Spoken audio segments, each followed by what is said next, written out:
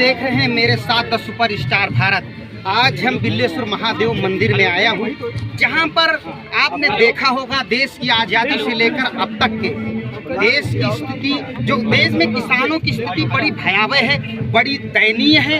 जहाँ पर किसान पिछले एक साल से अधिक जब किसान अपना धरना अपनी मांगों को लेकर एमएसपी मिनिमम सपोर्ट प्राइस को लेकर किसान आंदोलित थे, तब देश के प्रधानमंत्री और कृषि मंत्री ने कहा था कि हम किसानों की हर बात को मानेंगे और उनको न्यूनतम मूल्य दिया जाएगा, जो एमएसपी मिनिमम सपोर्ट प्राइस।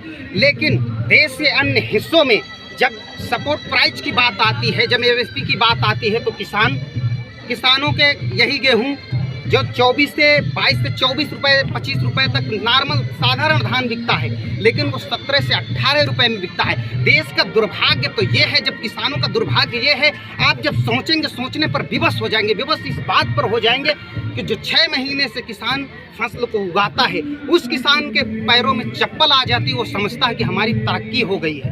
लेकिन आप एक बिस्लेरी की बोतल का पानी खरीदते हैं तो पानी 20 रुपया का है, लेकिन किसान का 1 किलो आटा, 1 किलो गेहूं, चावल या धान कह लीजिए, वो 18 रुपए में है। ये देश का दुर्भाग्य है। उस देश में जहां कहा जाता है भारत कृषि प्रधान देश है, जब कृषि प्रधान देश की स्थिति ऐसी भयावह होती है, तब किसान आक्रोशित होना, आंदोलित होना लाजमी है। लेकिन आइए हम बात करते हैं यहाँ जो बैसवाड़ा किसान महापंचायत के हमारे बीच अधिकारी हैं, हम उनसे बात करेंगे। बहुत स्वागत है द सुपरस्टार भारत पर। आप क्या कहेंगे इन सब चीज़ों को लेकर के?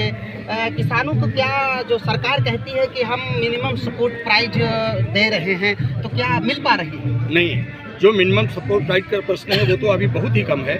और उसके साथ में हमारा जितना भी किसान है, अभी जैसा हमारे प्रदेश अध्यक्ष ने कहा कि अगर किसान हमारा तहसील ऑफिस में जाता है, ब्लॉक में जाता है, ना तो उसको समय पर खाद मिलती है, ना तो उसको पानी की कोई व्यवस्था है, ना तो उसके बच्चों को पढ़ने की कोई व्यवस्था है। और आज हमारा किसान जगह जगह भटक रहा है, फूल रहा है। जो इस देश का अन्नदाता है वो अन्नदाता ही मर रहा है। तो अगर अन्नदाता ही मर जाएगा तो बाकी के लोग क्या करेंगे? मैं यहाँ पर उपस्थित पुलिस प्रशासन से भी कहना चाहता हूँ, उनके भी आज नहीं तो कल वो भी किसान ही थे और उनको भी इस समस्या के लिए सामने जाना पड़ता है।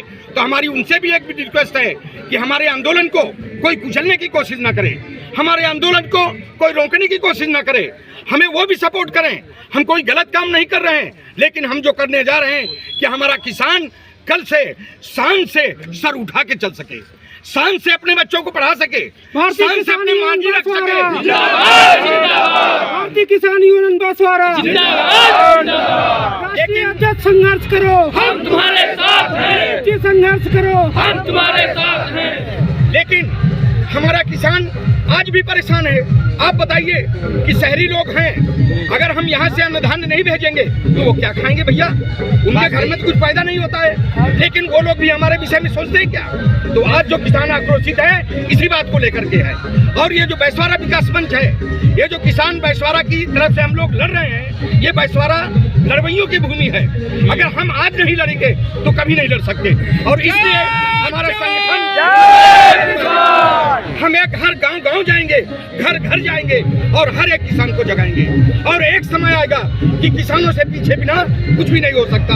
इसलिए भारत माता की जय, भारत माता की जय, वंदे वंदे।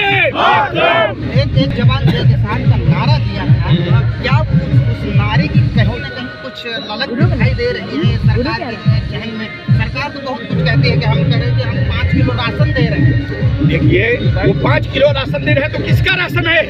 हमारा ही खरीदो, हमारे बच्चों को बाद में वापस दो।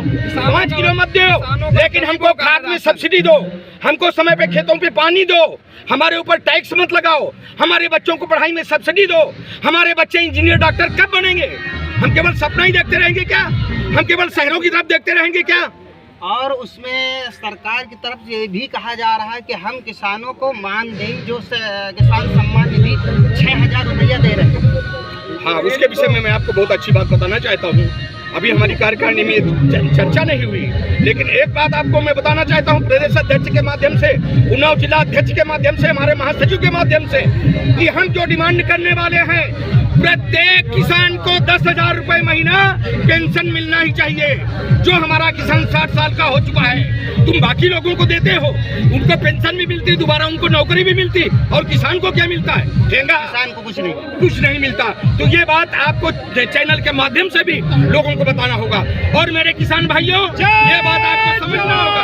जय किसान। अगर हम दिलीप तिवारी जिंदाबाद दिलीप तिवारी जिंदाबाद महासचिव अजय शुक्ला राष्ट्रीय महासचिव अजय शुक्ला जो न माने झंडे से, जो न माने झंडे से।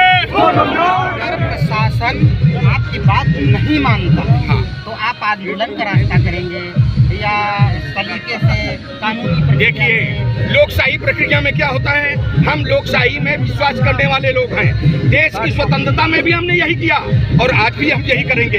लेकिन जब कोई नहीं मानेगा, भय बिन होए न प्रीति, जैसा रामायण में लिखा है ना, हम वो भी करना जानते हैं। हम किसी के ऊपर डंडा चलाने नहीं जानते, लेकिन हमको मालूम वो भी हमारे पास है। अब उसको क्या करना है वो उन्होंने डिसाइड किया। अगर हमें मजबूर किया जाएगा तो हम वो भी करेंगे। हम तो क्रांति करने ही निकले हैं, हम तो अमरण उपोषण के लिए बैठेंगे। हमारे बच्चों की मांगे होनी चाहिए यार, बच्चों को पढ़ाई मिलना चाहिए, बच्चों को खाद सस्ती हमारे किसानों को मिलना चाहिए, पानी की व्यवस्था होनी चाहिए। जिस आदमी ने कभी खेत की मेड़ नहीं देखी, जिस आदमी ने कभी किसानी को बीज और खाद नहीं जानता, जो पानी कितना लगता है, कैसे लगता है, वो आदमी सबसे बड़ा सवाल है क्यों है?